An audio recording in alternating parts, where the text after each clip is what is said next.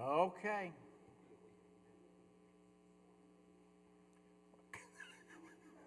Carolyn, no, let her go, because if you don't, we never will get to start. So, do what, Danny?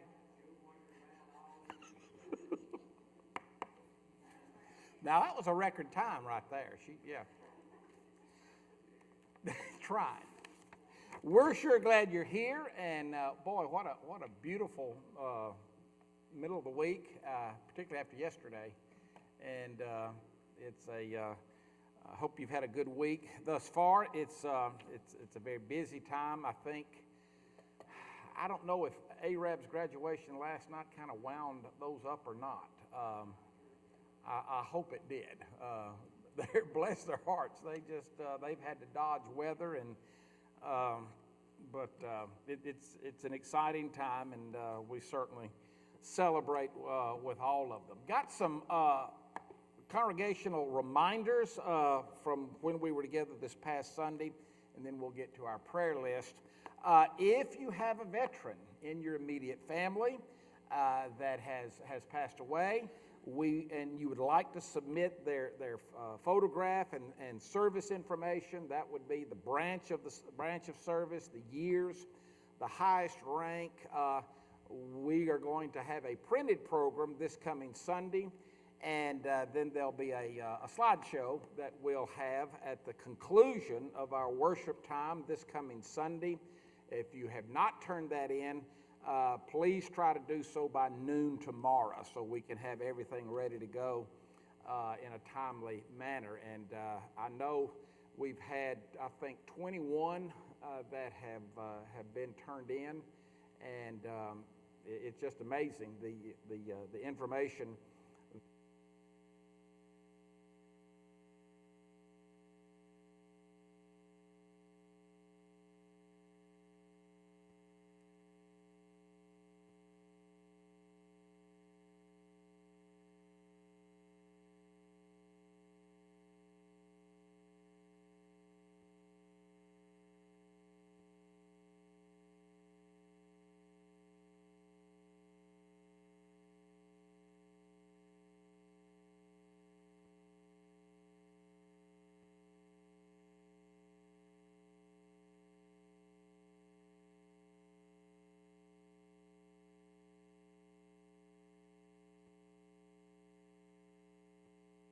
Now, okay, there we go.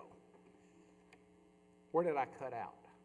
Y'all weren't listening either. So, but we've got some, thank you, Andre. We've got, last count about 21 that we are going to recognize this coming Sunday. And, of course, military and veterans that are still with us, we'll honor them in November at Veterans Day. So just a way of drawing attention, but we have found out, of course we knew, Ted, we knew about Bill Covan had the Purple Heart, and but there have been a couple of others that we had no idea, and people are just, kind of keep that to themselves, and that's fine, and we just want to highlight their service in that regard. So if you want to turn that in, try to do it by noon tomorrow. The Secret Sister program is concluding next week. You may place your final gift on the table by the 31st of this month. Identify yourself by including a card with your name. And they're going to take a break from that. I think they'll start that up again in September. Speaking of the summer, our summer series will begin next Wednesday night. I hope you got the card in the mail with the schedule.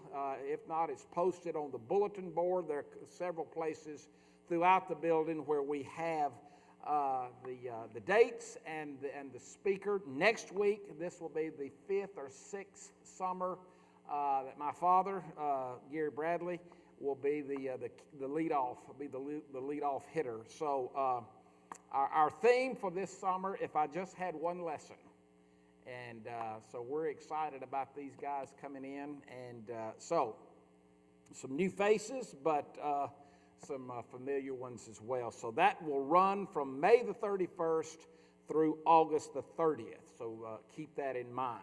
6:30, all the adult classes here in the auditorium. Just another reminder, we continue to have a good turnout for our coffee and donuts in the fellowship hall before worship on Sunday morning. That usually gets kicked off around 9 o'clock. And keep in mind with a holiday weekend, if at all possible, try to get everybody to ride together. And don't miss out on a parking spot. If it's there, take it. But we're going to get our younger people to park up by the buses. And if you think you fall into that category, well, then that would be great. Park up there where the buses are and come down the steps.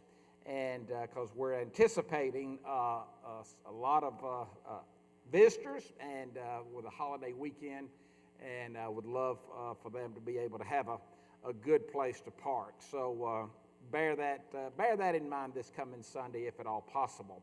Our group that meets at the building normally at 5 o'clock on Sunday nights. We will not meet this week because of the Memorial Day holiday, but we will resume the following in the first Sunday night in June.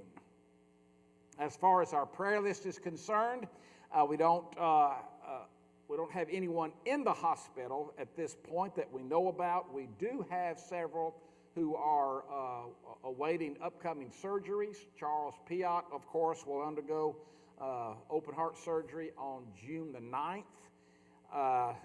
Brenda Penn, this is Candy Enlow's mother, will undergo surgery on June the 19th, and Jeanette Morrow will have surgery on June the 12th. So you got the 9th, the 12th, and the 19th to make a special notation for those three. Are there others? Buford, did we? That covers it? Okay. But just remember all of these in your prayers. And if you're going to be traveling this weekend, please know of our prayers for safety, just the sheer number of folks that will be traveling, and we certainly want you to stay safe. Let's bow as we begin.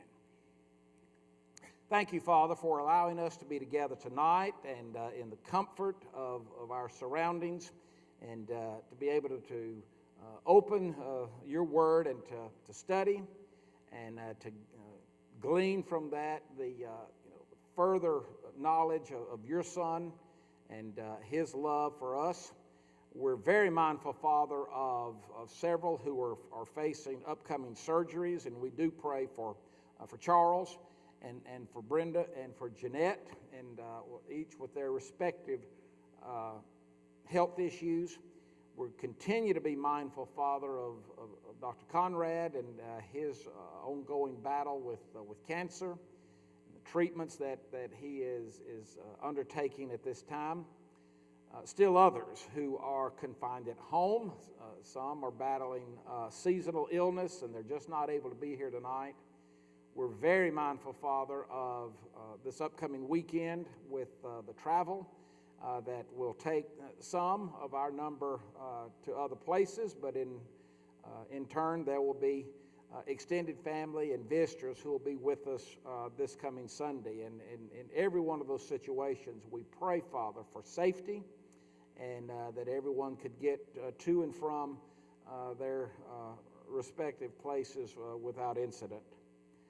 Continue to go with us, Father, throughout this evening, and grant us those opportunities to continue to reflect your Son in our lives, and that be evident in the decisions that we make and in our conduct and how we treat others. And it's in his name that we pray. Amen. Okay, I was asked earlier, am I going to try to do a whirlwind wrap-up of the Gospel of John?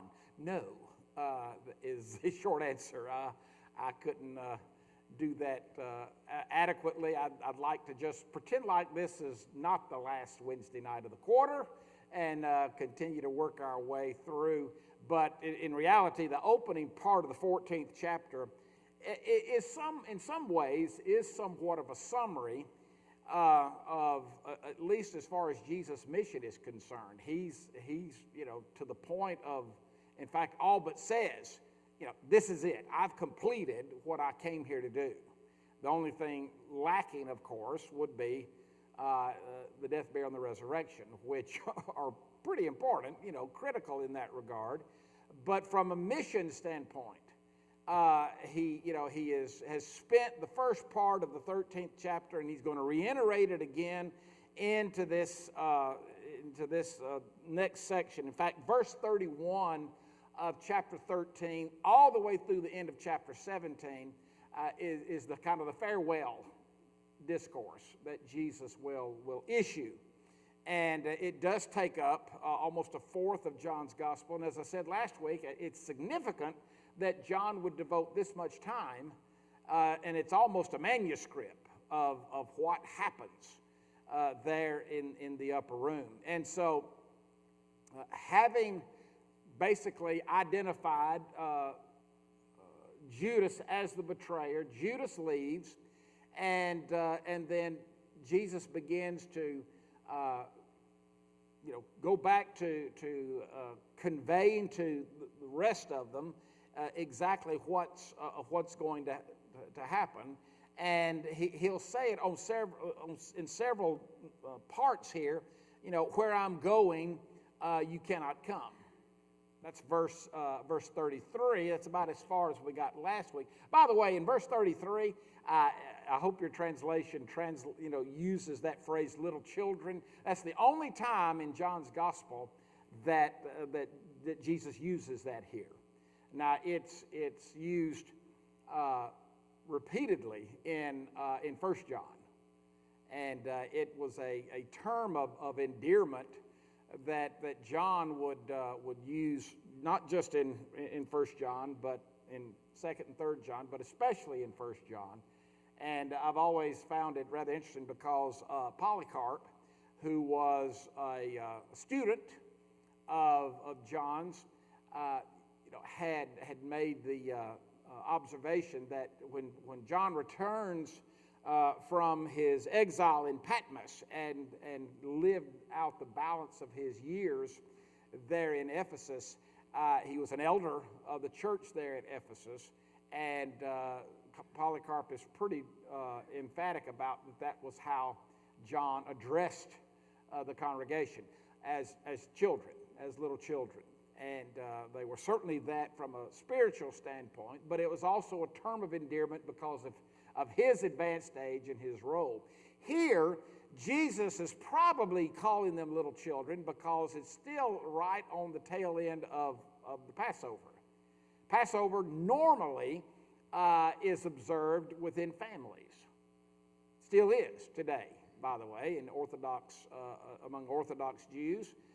Families get together, and there will be the patriarch of the family who will basically direct how the course of things go during the Passover meal. And so that's probably why Jesus references that here. And he is, he's trying to get this across in their thinking, and he's obviously he's in one arena and they're in another one, as chapter 14 will validate for us. But verse 34 and 35, two very, very familiar verses. A new commandment I give to you, that you love one another. Even as I have loved you, you also should love one another. And by this all men will know you're my disciple, if you have love for one another. And we have talked about this in at other times, that it's interesting for Jesus to use this word new. And we'll come back to that in a moment. We know that when Jesus said, a new commandment I give to you, that you love one another, it was not, in reality not new. Leviticus 19, in fact, let me flip back over it. In Leviticus 19 in verse 17, you shall not hate your neighbor, but in your heart, but you shall reason with your neighbor, lest you bear any sin against him. And then you shall not take vengeance or bear any grudge against the sons of your own neighbor, but you shall love your neighbor as yourself. I am the Lord. and that's Leviticus 19, 17, and 18. That was recited every Sabbath in the synagogue. Every Sabbath day, every time they were in the synagogue on the Sabbath, that was one of the recitations. So, okay, so for Jesus to say this is a new commandment, it obviously is not new in relation to time. The law of Moses taught this. Brad? Love your neighbor. Yes.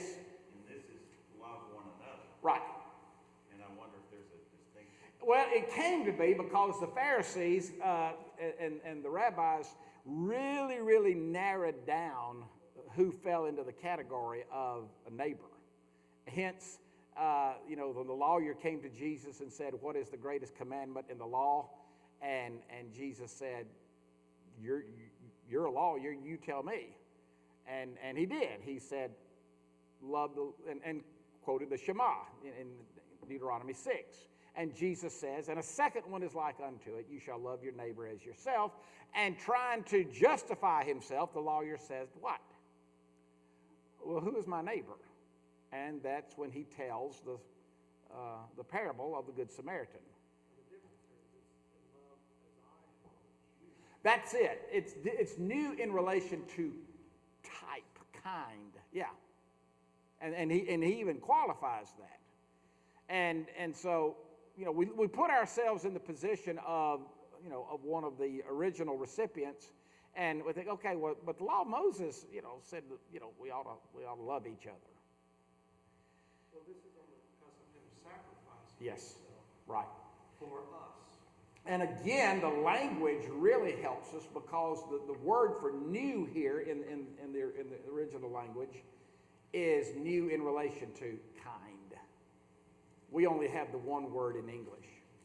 We'll talk about a new day, new car, new shirt, and they're all accurate, but they're all different.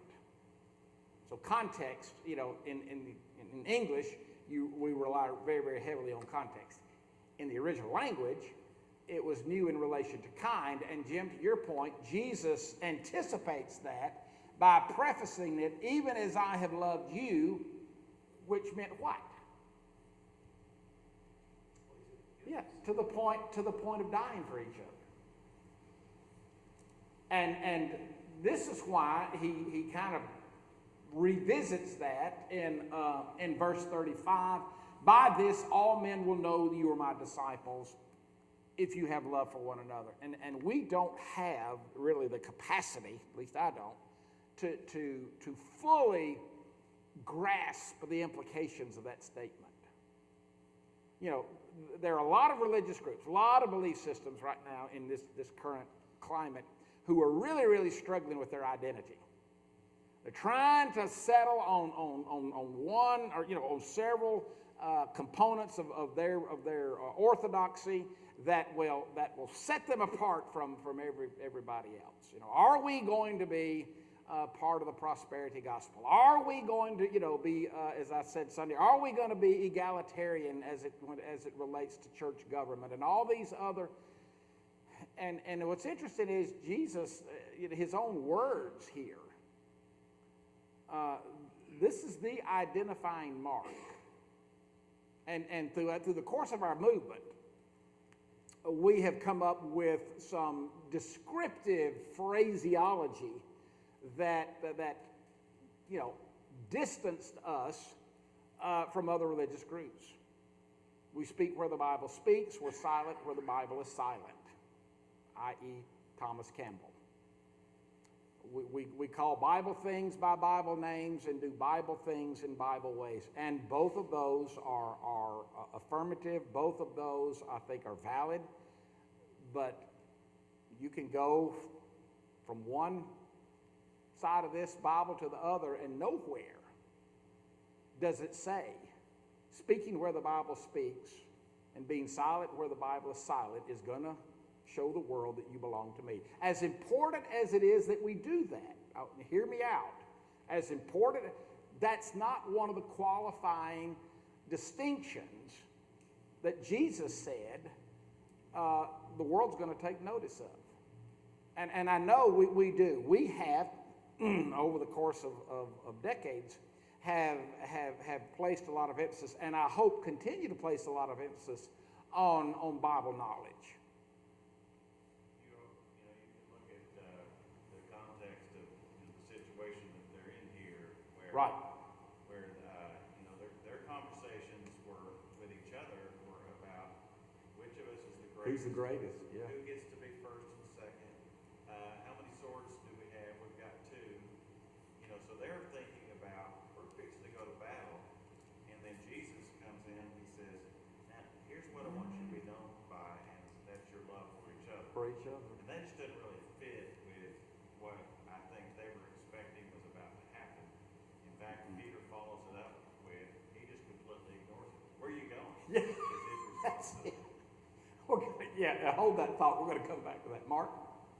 I just often wondered, how loving was the society back then? And this had even been a more foreign concept than we realized, if they were, as far as just in general love Sure. for each other. And I think we see that. Mark was saying how receptive and loving was that culture at that point.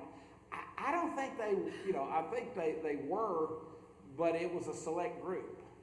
Because again, by the time you get to the book of Acts, one of the things that Luke records caught the attention of outsiders was the very thing that Jesus is mentioning here, the level of love that they had for each other. And then he even itemizes some examples of that, as far as if anybody had land, they sold it and they brought the money and it was distributed to all who had need. And there wasn't in fact, Luke even has kind of a collected, there wasn't a needy person among them. And the fact that they loved each other was paramount in that regard. So I just find it really interesting that this is what Jesus said. If you really want to be distinctive, if you want to stand out, then that's it. And there have been times where we have done a better job with that than at others.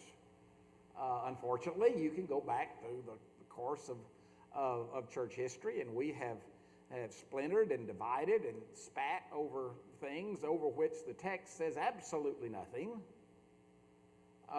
Still are, by the way, in some quarters, and it's anything but loving in that regard, and yet Jesus is pretty clear. This is how men will know you're my disciples. Notice, even in the context of then, it's not about how many miracles they would be able to perform, how many demons they could cast out. That really had no bearing. I mean, Jim? Which community is in reference to? Everyone, so everyone will know that you are my disciples? Yeah. Or is it? Wherever the movement went. So the disciples will receive this from Gentiles outside of the... Yeah. Jim Baskey said, so would the disciples at this point factored in Gentiles? And I think the answer would be no. I don't even think they were to that point yet.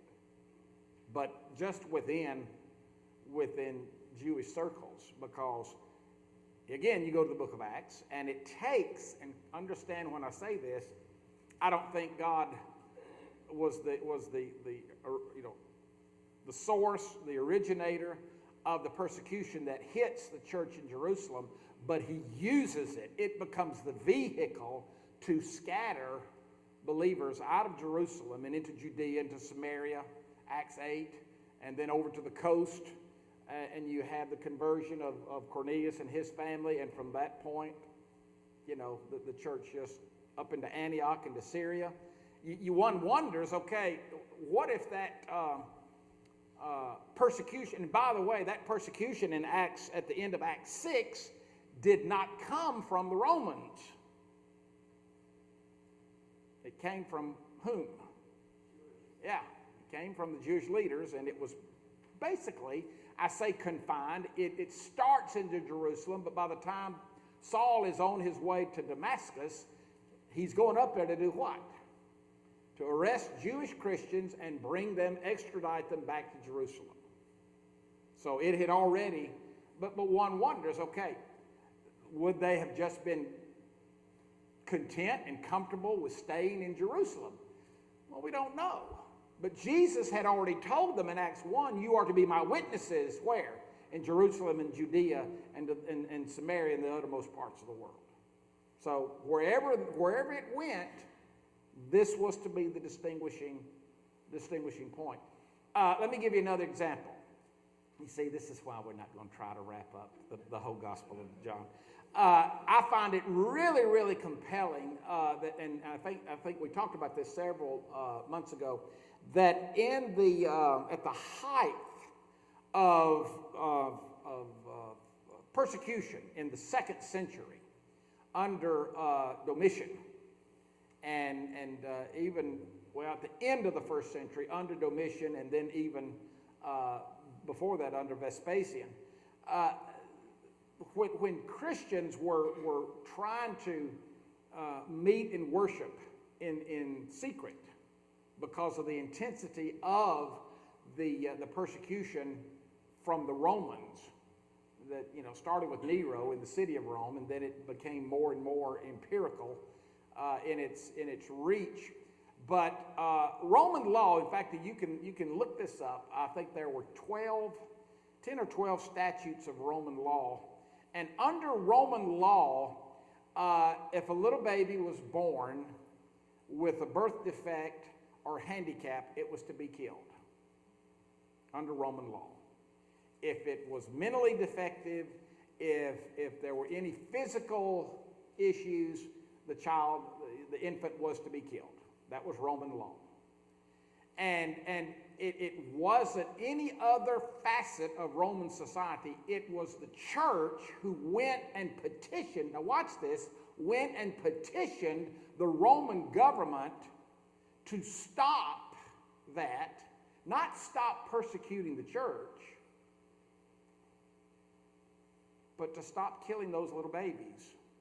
And the first orphanages that were opened in the city of Rome for handicapped children didn't come from the Roman government. It came from whom? It came from the church. That's a long answer to your question, but that kind of thing was what, and I think that's taking that to heart. They weren't asking the Romans to stop killing them, but they're saying just stop killing the innocent. Brad? Along with that, whenever there was a plague in a city, Yeah. there was an exodus made up of the government officials, the rich folks, and the doctors.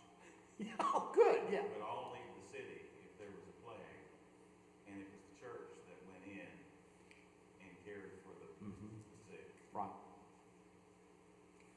So, yes, Sandra. Don't you think that, one of the ways that I've kind of thought about the difference between the Old Testament or the Old Law and the New Covenant is the Old Law was so full of rules and regulations that it was almost impossible for them to keep. And, Right. they weren't really forgiven of their sins, they just pushed them forward. Right. And when the New Covenant came into place, the 10 Commandments didn't go away.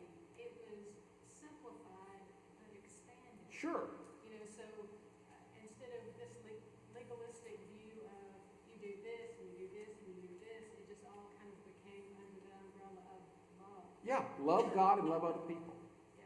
And this is why Jesus would say, on these two things hang all the law and the prophets. It could be summarized to your point. And they had made it such a legal code that, even Paul, says this on several occasions. You pride yourself on keeping it, but none of you have kept it. Nobody can. And it comes back down to that very thing. And so Jesus makes this statement, and then, Brad, to your point, don't you? Have you ever been in one of those situations where you're talking to someone, and maybe if you've still got kids, or you can, certainly you can remember when you were talking to one of your adolescent kids, and they're wanting to do something, and you get into this really, really deep analytical explanation, and then their response is so off the wall, it's so obvious they didn't hear a thing you said, and that's when you just want to strangle them. Well, that's where this is. I mean, he's just said this, and to Brad's point, Peter says, Lord, where are you going?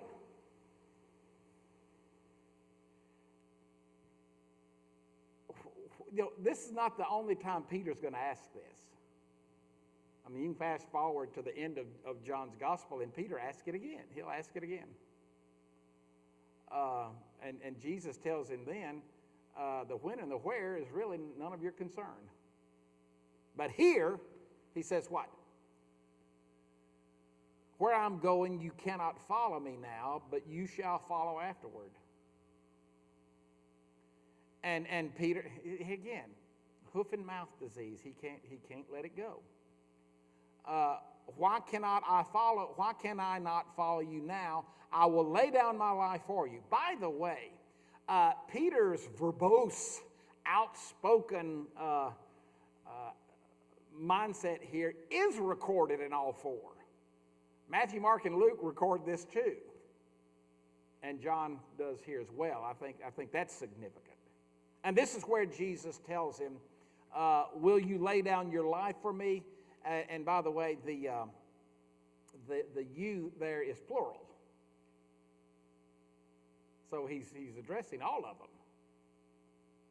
Truly, truly, I say to you, that's singular, the cock will not crow till you have denied me 3 times.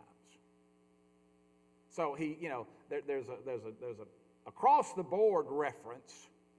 And then specifically, Peter is identified with the as the one, as we said last week, in many respects bears similar traits to Judas.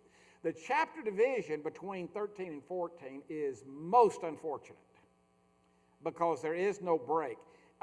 It is the contention of several New Testament scholars that it is that statement, that conversation between Jesus and Peter specifically, that sets up this next familiar section. There's no break. I say to you, the cock will not crow till you have denied me 3 times. Let not your hearts be troubled. Believe in God, believe also in me. In my Father's house are many rooms. If it were not so, would I not have told you that I go to prepare a place for you?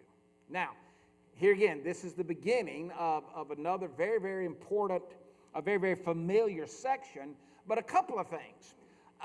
And here again, translations, you need to do some comparative study here. One, in verse 2, the question there in the RSV is unfortunate.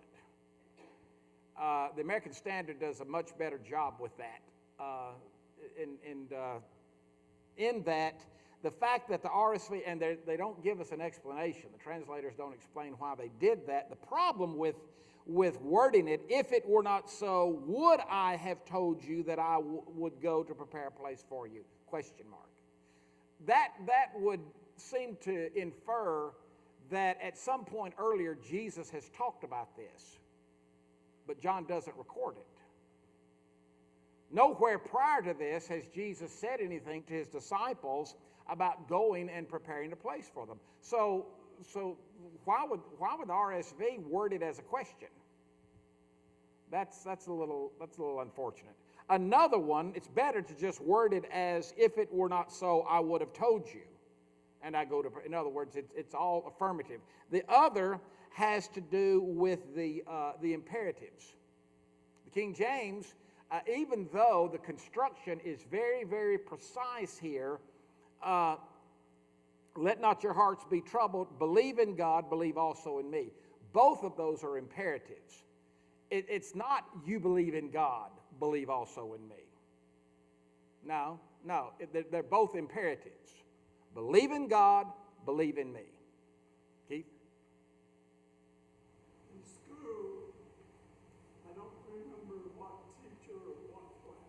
Yeah. We memorized those first. Did you really? In school? No kidding. Yes, Yeah. Well, that's how things have changed. yeah, yeah, it sure has. That wouldn't happen. That wouldn't happen now. But the imperative structure here is significant. I mean, it's not an option. He's not saying, oh, well, you believe in God? Well, then okay, it shouldn't be any stretch to believe in me. No, believe in God, believe in me. That's a direct order. In my Father's house are many rooms.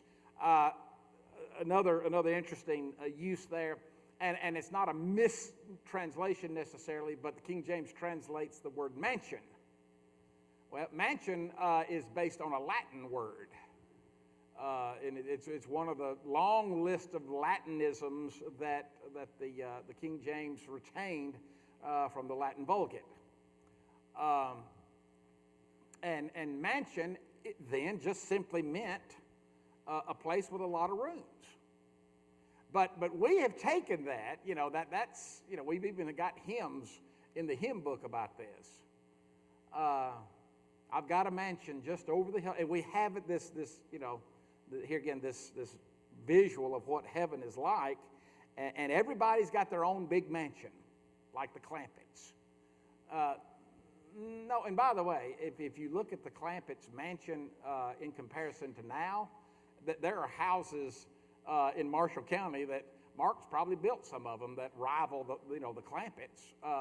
But then in the 1960s, that was considered a mansion. It's somewhat of a relative term in that regard. But there are those that based on the terminology, in my Father's house are many mansions. That doesn't even make sense if mansion is meant to be its own separate structure.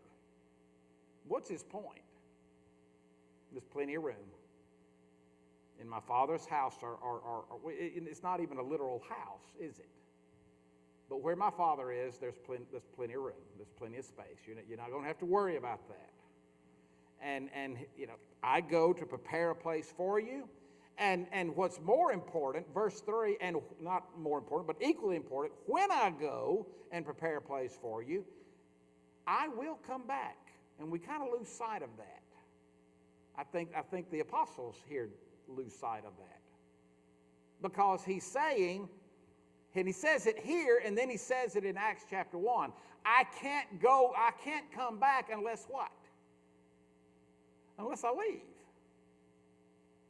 And so he tells them, this is what's so funny, and I said I wasn't going to say any more about the book of Dumb, but this is what, chapter 8 in the book of Dumb would look like, is in Acts chapter 1, Jesus says the same thing, I can't come back unless what?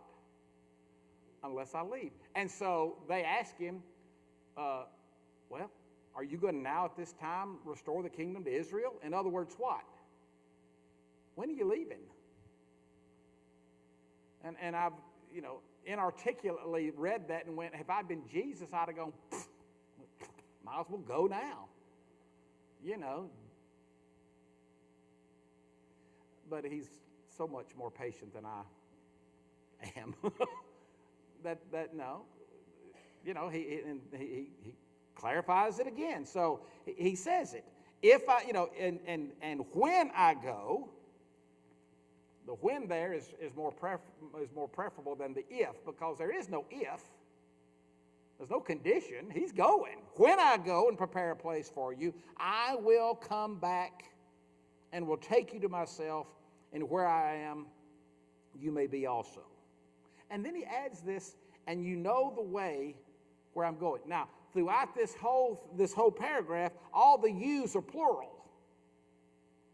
He's talking to all of them, right? Thomas said, Lord, we don't know where you're going. How can we know the way? Poor Thomas. I mean, he had a good run there post-resurrection, right? He will. He hasn't yet, but right now he's still in that mindset. But again, I contend Thomas is just verbalizing what everybody else was thinking. We can't pick on, single him out and pick on him. Everybody else is thinking the same thing. Because Philip in verse 8 is going to basically say the same thing that Thomas says. He just had the courage to say it. And again, the original language does such a is so precise, more so than English.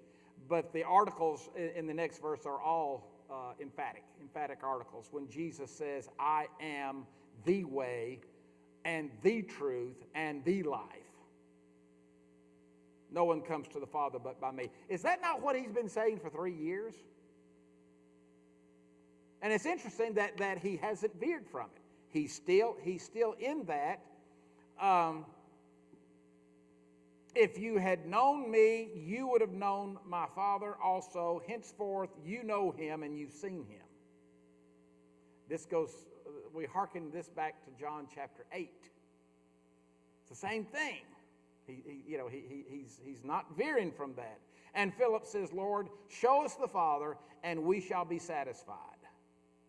Now, here's the next interesting part. This is how we know that Philip and Thomas were just spokesmen for the whole group. Because, and I never realized this until I had reason to dig deeper. Have I been with you so long, and yet you don't know me? The first "you" is plural.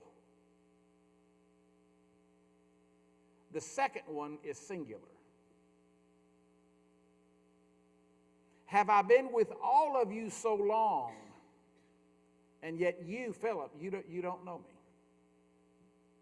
And again, English, there's no way to know that in English because of the generic use of the word "you." Brad. It's interesting because, how many times have we seen in earlier parts of John where he's having this conversation with people, Right? and they're arguing and they're getting mad and they're trying to, fluster him and unable to do so. And now he's saying it directly to them and they're going, "What?" Yeah. I mean, think of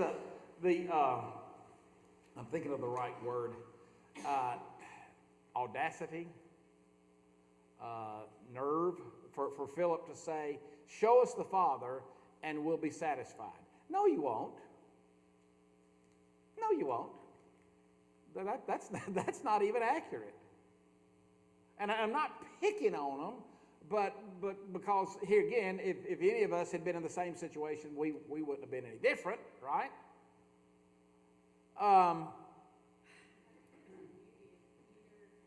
Yes. Thomas. Thomas, thank you, because that's us as Christians, right? We think we're going along and we think we know it, and then all Yeah. of a sudden it's like, well, then there's this. Yeah. And you think you're doing a good job, and then there's this. So, Well, that's I think so spot on because okay, you say, okay, well, it was Peter, it was Philip, and that was Thomas. Okay, well, that's 3. How many are in there? There's just 11.